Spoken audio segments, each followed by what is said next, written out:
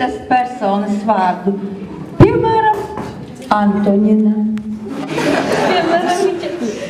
Parasti Dainis. Mārtiņš. Irēna. Vienkārši Mēris. Bet ne izlikties par kādu citu ļaunos nolūkos, vai lai viņu izjokotu.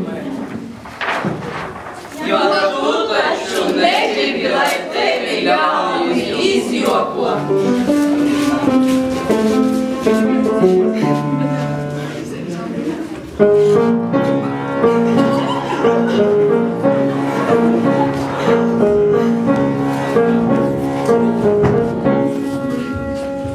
Nesaraksties ar svešiniekiem, nedod savu adresi.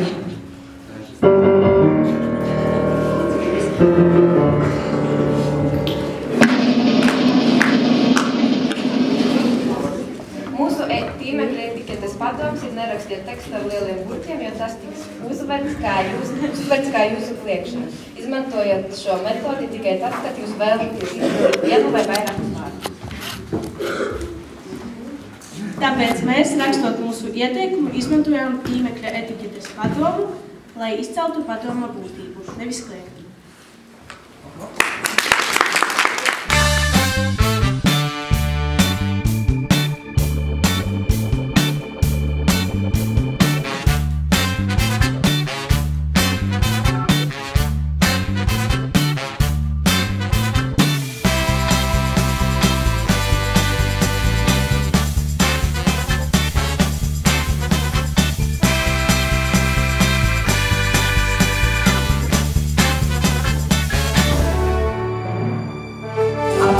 Apbalvot uzvarētājus.